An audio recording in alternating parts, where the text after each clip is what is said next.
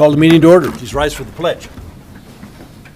I pledge allegiance to the flag of the United States of America and to the republic for which it stands, one nation under God, indivisible, with liberty and justice for all. Welcome to the April 2nd, 2024 Post Falls City Council meeting.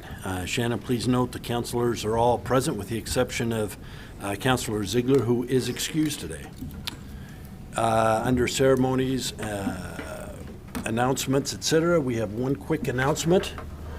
There will be a council workshop held on Thursday, April 11th at 5 p.m. on the city's comprehensive plan, and I'm assuming that will be downstairs?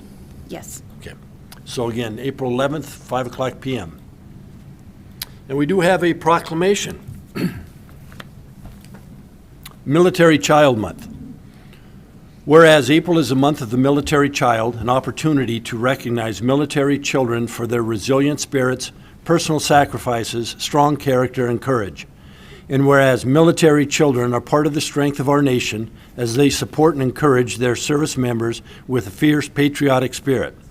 And whereas these children are a source of pride for the great state of Idaho and to us all, and it is only fitting that we take time to recognize their contributions. And whereas military children continue to make significant contributions to family, community, and their nation as they endure prolonged and repeated absences of one or both parents. And whereas a month-long salute will recognize that military children serve too, and citizens of Idaho will be afforded the opportunity to don the color purple every Friday of April in support of these children. Now therefore, I, Ronald G. Jacobson, Mayor of the City of Post Falls, Idaho, do hereby proclaim April 2024 to be Month of the Military Child in the City of Post Falls. And we do have 4 people, and I asked them, and they did tell me it was purple. Purple shirts in the back, and I understand you'd like a picture. So if you want to come up.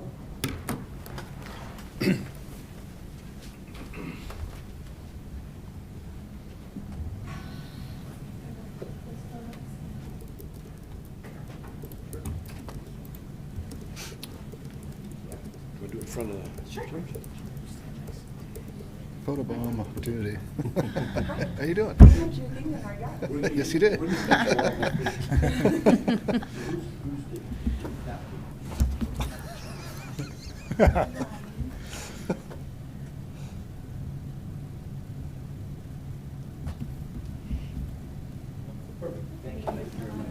I hope you're in it like that. Me too. I was actually going to peek around, but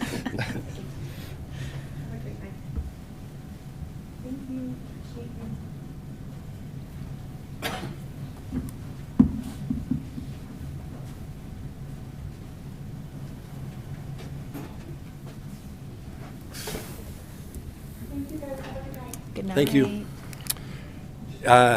We do have an amendment to the agenda tonight. I move to amend the agenda to reflect the agenda as published. Second. Motion second. Further discussion? Roll call, please. Shove, Aye. Malloy, aye. Westland, Aye. Stigleader, Aye. Walker. Aye. Motion passes. Thank you. Are there any declarations of conflict, ex parte contacts, or site visits? Seeing none, would you please present the consent calendar? Item A is minutes from the March 19th, 2024 City Council meeting. Item B is payables March 12th through March 25th, 2024. Item C is January cash and investments. Item D is the post-planned unit development and subdivision master development agreement PUD 23-1 / SUBD-23-4. Item E is computer equipment disposal. Item F is wastewater capacity replacement fee agreement, 6055 East Celtice Way. And item G is Fair Estate subdivision construction improvement agreement. Any questions on the consent calendar? I would move to approve the consent calendar as presented. Second. Motion second. Further discussion? Roll call, please. Malloy, Aye. Westland, Aye. Stigleader, Aye. Walker, Aye. Shove. Aye. Motion passes. Thank you. Tonight, we have no public hearings, followed by unfinished business, returning ordinances and resolutions, and we have 3 items there. Resolution adopting private road acceptance and memorials on public property policies. No presentation? Nope. No, I think I would it move was- to approve the resolution adopting private road acceptance and memorials and public property policies. Second. Motion second, further discussion. Roll call, please. Gotta flip my page. Westland, Aye. Stigleader, Aye. Walker, Aye. Shove, Aye. Malloy. Aye. I was trying to anticipate and I blew it. Well, Shove sounded a lot like Joe. so- That's actually what I heard. Yeah. Motion passes, thank you. Item B is the Spokane Street Reconstruction Recommendation of Award. Drew.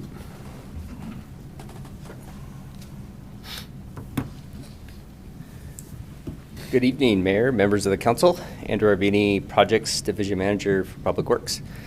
My presentation this evening is the Spokane Street Reconstruction Project.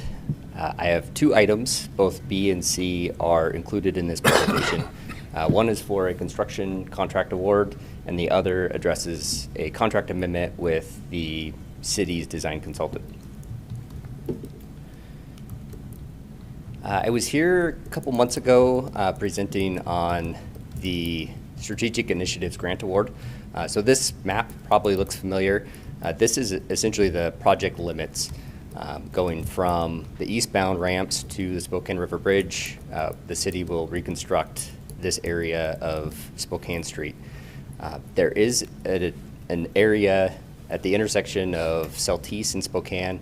We are addressing a city utility there, a manhole repair. We included it in this project to utilize the traffic control. These are the more significant improvements that we have included in the project, largest of which you'll note at the bottom, the surface crossing improvement at the BNSF railway crossing that will be replaced with concrete planking in partnership with BNSF. Couple pictures of that, and these probably don't do the street justice as these were taken 2 years ago, so I imagine it's in a little more disrepair. But to also illustrate a bit of our operations and what we've been maintaining and repairing over the years. So it is a needed project. Jumping to the bidding phase. So on March 14th, the city opened contract bids, the lowest of which was received from Interstate Concrete. That total is at the top. The engineer's estimate was $1.1 million, and the low bid is about 25% under the project estimate. And all the bids were all within that 0 to 25% range. The second item, the amendment with the design consultant, addresses the utility alignment under the rail crossing. So we are improving the rail crossing itself. We are also adding dry conduits for future use. Could be used for electrical, fiber, connectivity for future signals. So we are including that in the project. During the bidding, it was identified that that alignment needed to change to mitigate the impact to nearby infrastructure.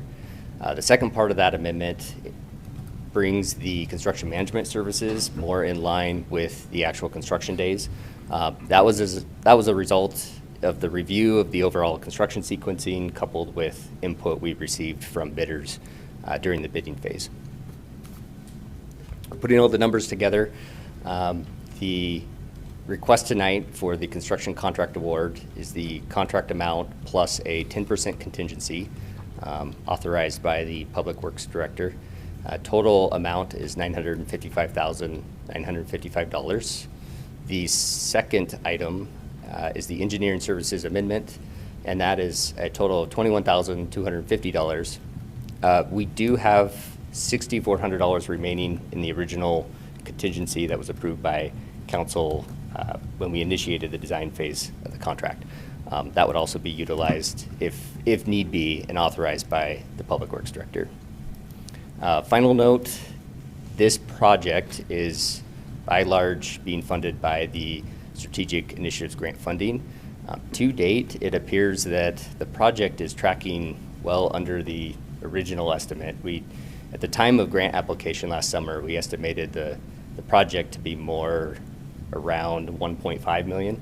As you can see, the bid numbers came in lower. We have heard that we are able to submit project-related costs to ITD, who's managing the grant award, up to that $1.1 million. So we anticipate that project-related costs will be covered. We are confirming with ITD the requirements of that. Next steps pending authorization or notice of award. The contractor will select one of two contract windows. Staff and the design engineer really worked on trying to mitigate the impact during the summer season, recognizing community events, other projects. So we identified these two project windows.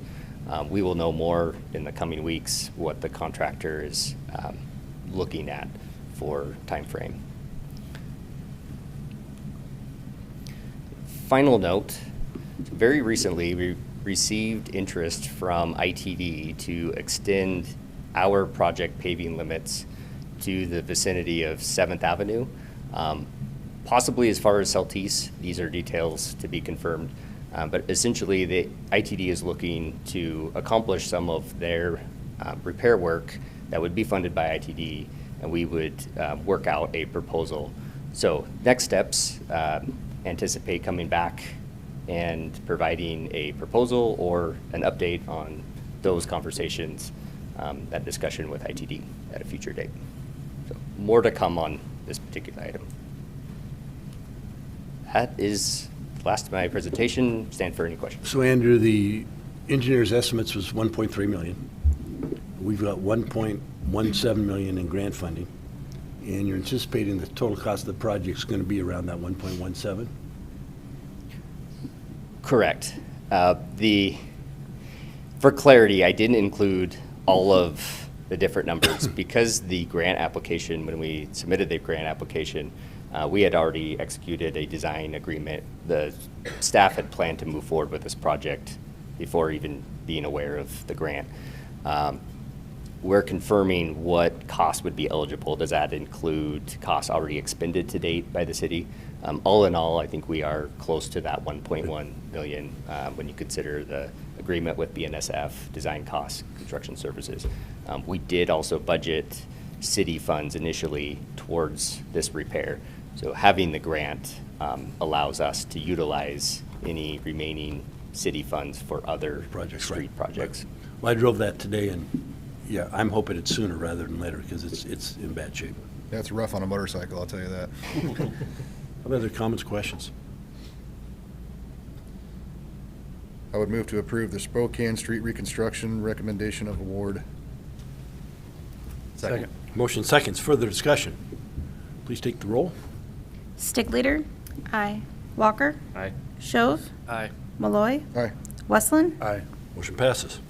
I would move to approve the Spokane Street Reconstruction Engineering Services Contract Amendment. Second. Motion second. Discussion. Roll call, please.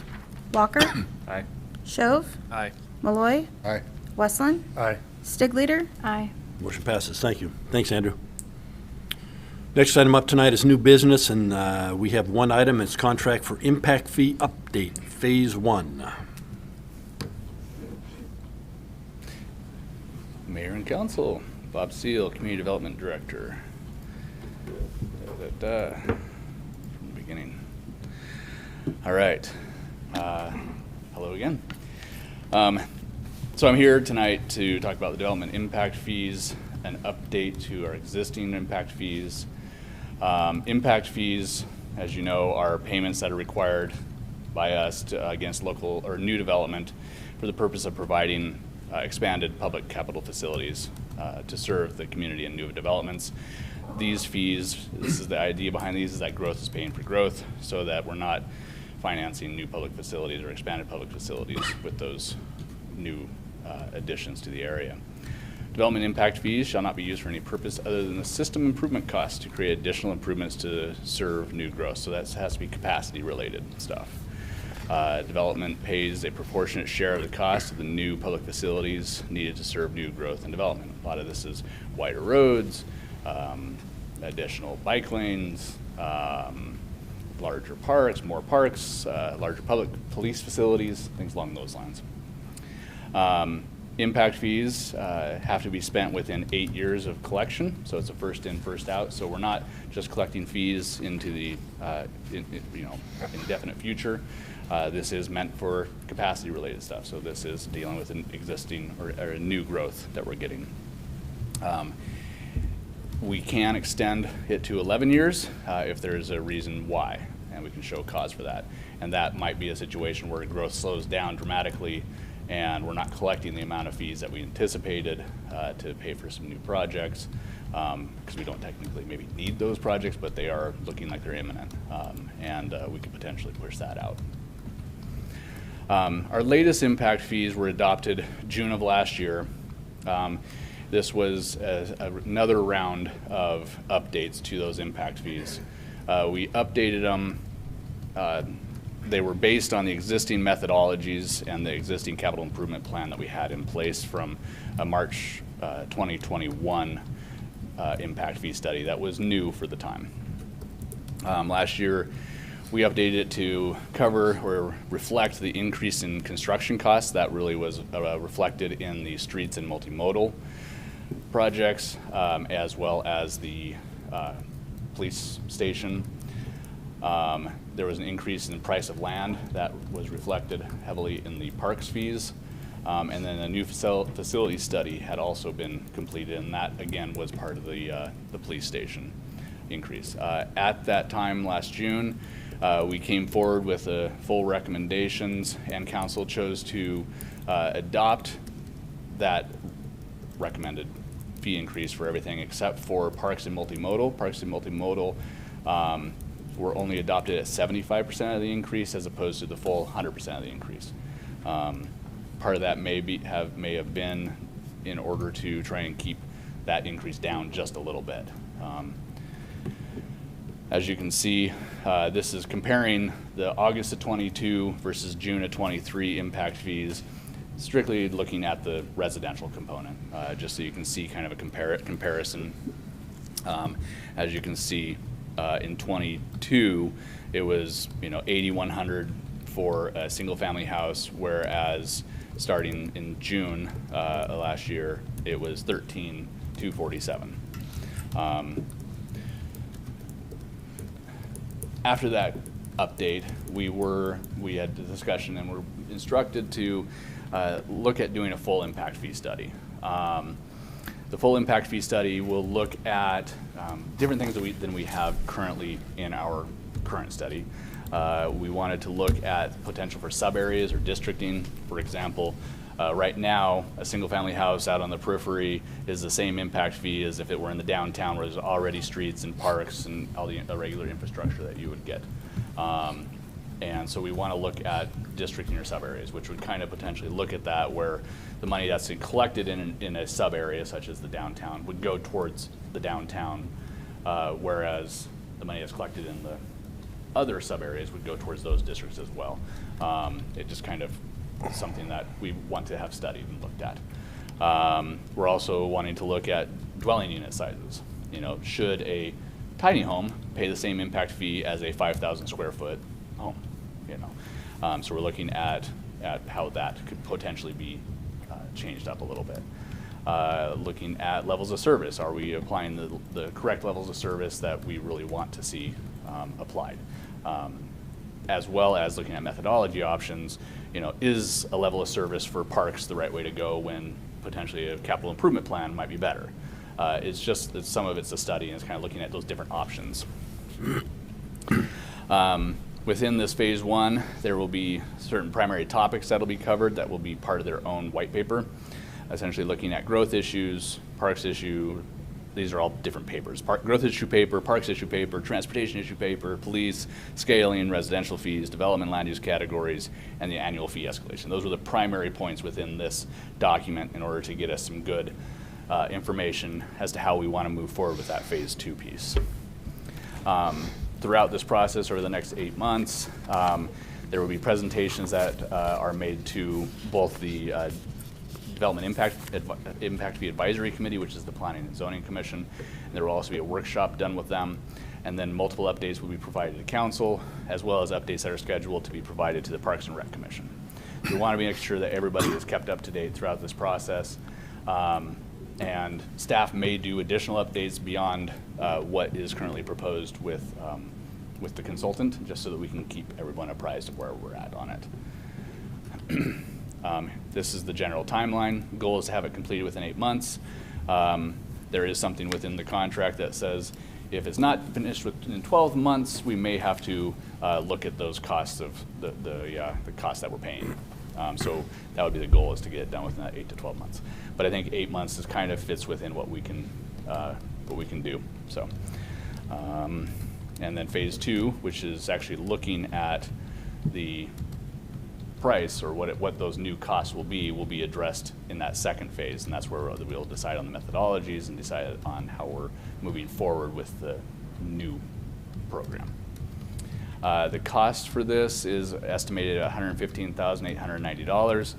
That's based on a lump sum of $65,000 and change, plus an hourly section of $50,000 and change. Welch-Comer broke down some of the hourly portions of it, because there was some differences, and it was determined that either ITERIS or FCS, I can't remember which one, might have been better at an hourly rate as opposed to a lump sum. Melissa Cleveland is here from Welch-Comer in case there are any questions related to this, and if we want to clarify that piece of it. Do you want me to explain that? Go ahead and clarify that. Okay, so Iteris is the modeling firm that does runs the regional demand model for the transportation system, and we're looking at potentially a number of different sub-areas, and so they have to run, it's just iterative, and so their fee reflects an unknown on how many different scenarios we're going to run and that type of thing, so that's why I put them in there as hourly. Any questions, Melissa? Thank you. All right, so that's where I'm at. How about Any questions for Bob? I'd just like to say, we look at this a lot and very frequently, but I know that Coeur d'Alene had quite a situation this past year where they hadn't looked at theirs for 10, 12 years, 15 years. It had been a long time since Coeur d'Alene had updated theirs, and it was substantial, and a lot of pain that went with it. So yeah, it's a lot of money. I think we do need to update, and I'd much rather do that on a more frequent basis and have to make huge adjustments down the road, because you fall behind. Number one, you don't recover that as far as the impact fees themselves, and number two, it's easier to, I think, look at the fees and increase them on an incremental basis as opposed to large percentages. And I do think that by updating it based on this with this study, being able to apply some new categories to it and new ways of looking at things, it might be able to help. There might be a potential to actually see some decreases in some of the areas, and we'll see how that works out, but that's part of the goal. Joe? Just a quick thought, and trying to go back in the Wayback Machine to conversations we've had about this before. But one of the big concerns about the fees was being able to encourage infill development as opposed to, development on the periphery. So, and again, this is for the experts to determine. But the thought process, I don't know that we need to divide the city up into a bunch of zones. But even something that says if it's a county pocket completely surrounded, it's this, and if it's on the periphery, it's that. That might be the way to accomplish it without getting too complicated. But It can be a little more complicated than that, because you can have a lot within the city that has one home on it, and you might subdivide that and build a few more homes. There's impact fees on those additional homes. Right. So even though it's within the city, annexed in, you change it, there are additional impact fees. So, Right. But I think it goes back to your point on infill as opposed to exfill, if you will. Right.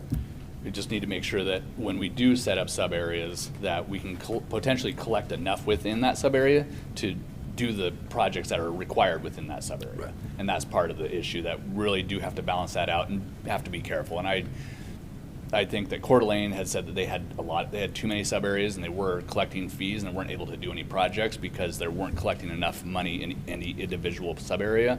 So we are going to have to consider that as we move forward with this. So And maybe there's legal issues, but I guess my thought process is if it's a county pocket, then the odds are there's sewer nearby, there's electrical nearby, there's streets there already.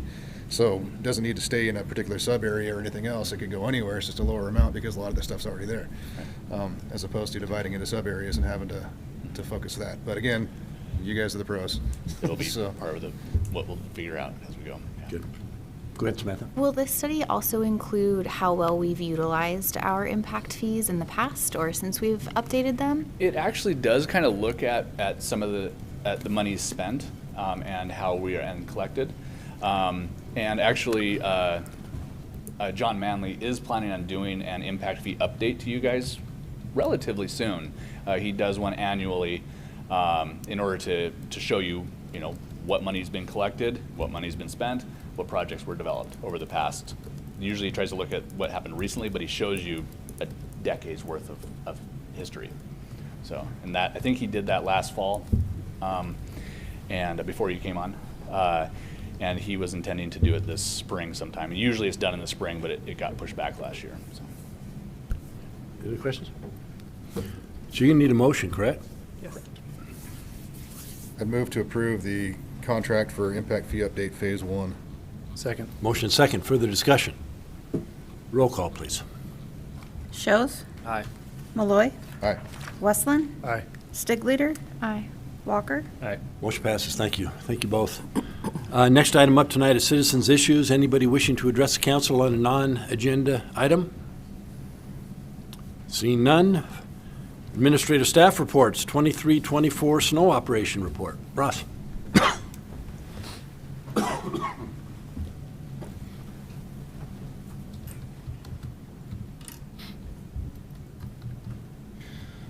Good evening, Council. Ross Junkin, Public Works Maintenance Manager. It feels strange to talk about snow on a day like today. I think I got a little color in the last couple days, but nonetheless, I'm here to talk about this last winter and how we did. So I'm going to go over a few things outlined here: our staffing, how we were maintained, staffing levels throughout the winter, the equipment. What the winter actually looked like, the outreach program that we do, and then talk about the goals that we have for the program.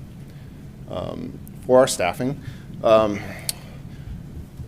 we ended the season, or actually, we started the season with, and you can see the last bullet there, staffing level started at 15, and we ended at 18. That was right at the very end. So that first bullet saying 17 of 18 full-time employed plow operators.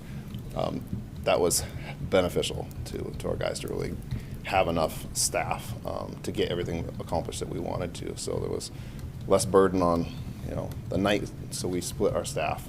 We have a night crew, we have a day crew. So there's less burden on either one of those when there's full staff.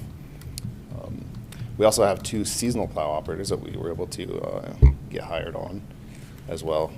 To round out the rest of the support staff is we have a specialist. She maintains the phones and maps and whatnot for the crews. A street supervisor helps organize that stuff as myself as a manager. And then we have fleet mechanics, which we have 3 of 4 filled out to maintain the fleet as we go through the winter. Our current equipment, we run with 8 dump truck equipment plows. Some of those have sanders in the back of them. Some of them have magnesium chloride sprayers in the back. 5 years ago, I went back through the numbers, and the average fleet age for those trucks was 2003. That was the model year. Today, we're at 2016, so I think we're getting up there. So that's really accomplished. And I talked to our fleet supervisor also about this, and he said this year maintenance was not a breeze, but it was much more manageable to get through with less breakdowns, and that's indicative of that 2016 age. We have 4 de-icer units that we put magnesium chloride down to pre-treat the roads. We started the season with 4 leased loaders that are equipped with gated plows. We were able to purchase those, so now those are a part of our permanent fleet. And we were also able to purchase 4 new loaders, which arrived in January. Unfortunately, the plows for those loaders were back ordered until sometime this summer. So we'll have those loaders on the streets next winter. This year's totals.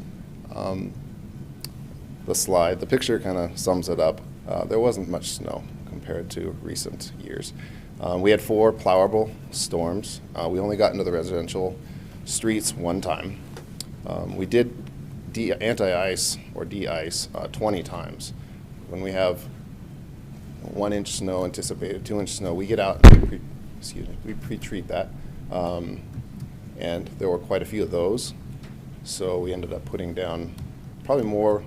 That's actually pretty close to a typical year, 73,000 gallons.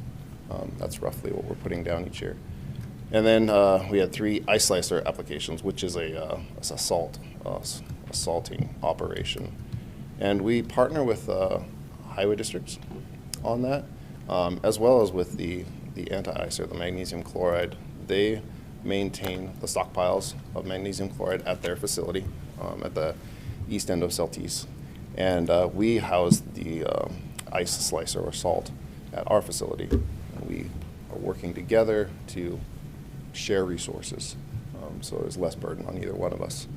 And they bill us for the mag that we use, and we bill them for the salt that they use. And you can see the numbers that they and us use. I'm going to run this. You may have seen some of these loaders come by, but this would be a typical plow operation. They run in tandem, so it's a dump truck plow followed by a loader with a gate. And in powder operations, it's pretty simple. They can run through fairly quickly. It pushes the snow off reasonably well. It doesn't clump up. It doesn't, the guys call it iceberging, where it'll roll up on itself if it's wet, and it'll leave icebergs. And that's when we get a lot of calls.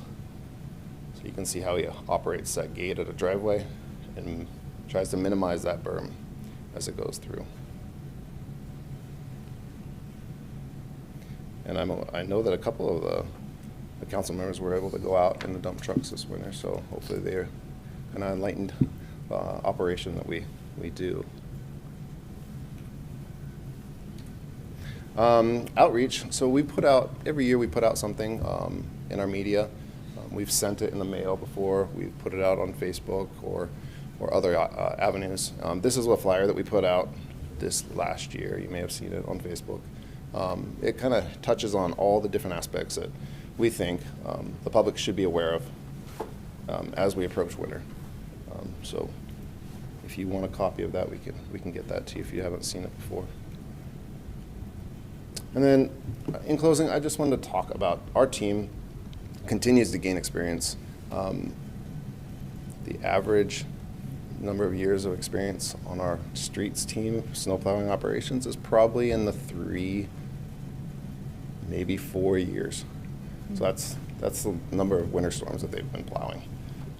We've got guys that are brand new that have never plowed, and they did it the first time this year.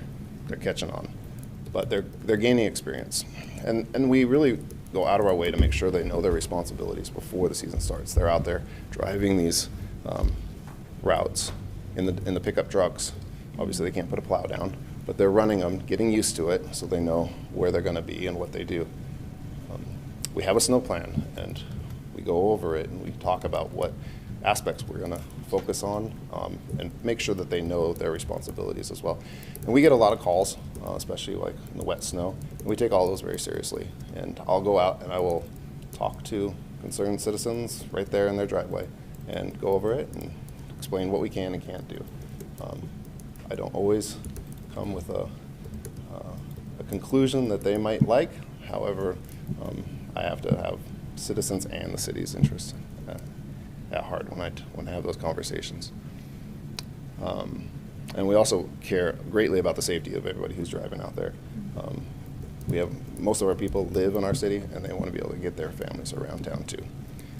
And we really appreciate the support that you have given us towards our team, especially in the realm of equipment replacements. It's really benefited and morale I've noticed, and they've even come to me and said, hey, thank you for helping us out here. So thank you for that.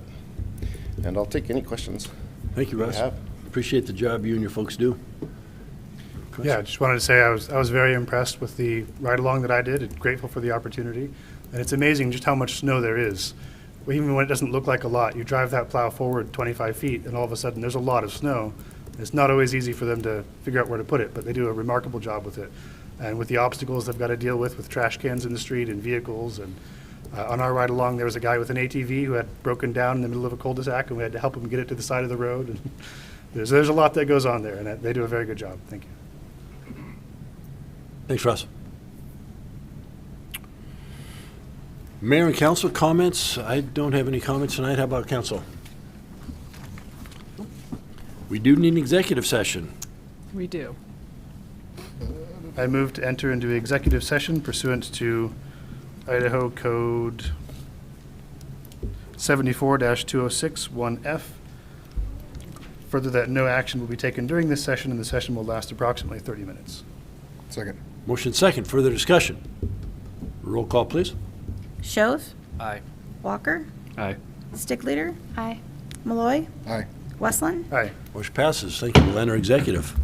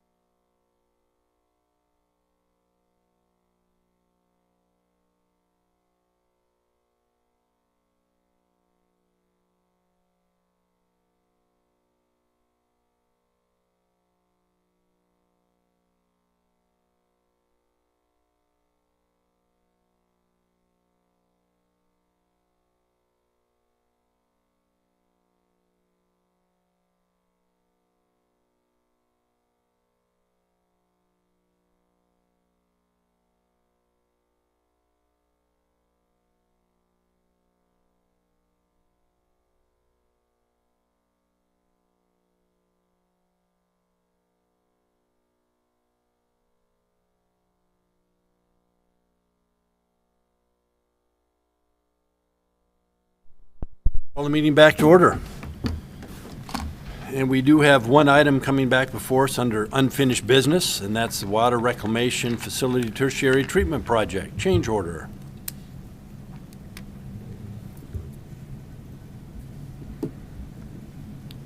Good evening, Mayor, members of the council. John Beecham, Public Works Director, here to talk about a change order for the tertiary treatment project at the Water Reclamation Facility.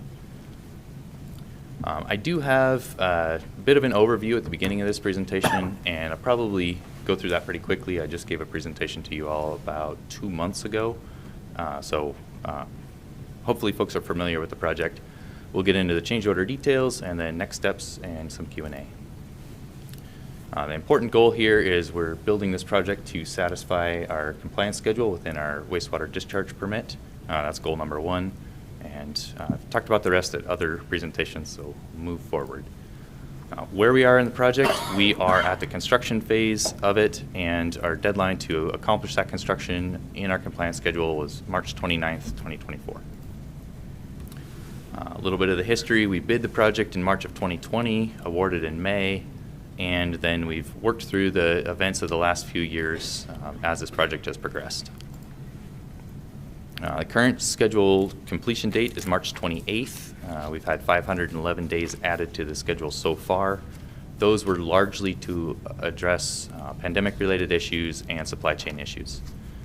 Since then, there have been a number of delays on the project, delays in equipment delivery, especially for our backup generation and related equipment. Delays in the utilities service provider's ability to energize the system once we got the equipment on site. Delays related to owner requested changes. This is where we want to install something new that's not shown in the project documents, or if the project documents are incorrect and we need to make a change related to that. And delays to contractor controlled issues. This is where sort of quality control issues are lumped. All of those delays are interrelated and overlapping, which makes this a bit of a complicated schedule extension. I also wanted to talk a little bit, I'll get into the details, but that's the precursor for the schedule part. I'll also talk a little bit about our membrane filtration equipment supplier. Their scope is to provide the tertiary membrane filtration equipment and modules for this upgrade. Originally, they were contracted directly with us, and we assigned that contract to our general contractor, Sletten, at the time of bid award. In terms of what Wigan provides, they provide these blue skids that have all of the equipment to operate the membrane modules. Those are manufactured at their facility in Minnesota. Then they also supply the modules themselves, which bolt into these skids and actually treat the water. It's a drinking water plant, essentially. Our approach in contract adjustments is generally to be a good business partner, to try to find a fair path forward for everybody, looking at the facts on the ground, staying within the contract, and ensuring that we have a quality project for our ratepayers that's at an economical price and delivered in a timely manner. Contract adjustment that is proposed for tonight adds 115 days to the contract. This moves the milestone to April 22nd to complete most of the work, moves substantial completion to the end of June, and allows a final punch list to finish all of the little things into July. There is a negotiated price reduction if that final completion deadline is missed, and our other contractual remedies are retained if there are other things that come up, if there's further delays on the project. In terms of the cost adjustment related to this change order, there are two things that are in that. The city is paying a contractual escalation amount that's owed to Wigan due to delays from the time they completed their equipment until the time that equipment was delivered on site, able to be received on site is what I should say there. We're also splitting the storage costs for the membrane equipment and for the modules in two separate storage facilities. The split there is negotiated approximately based on each party's representative share of what those costs might be.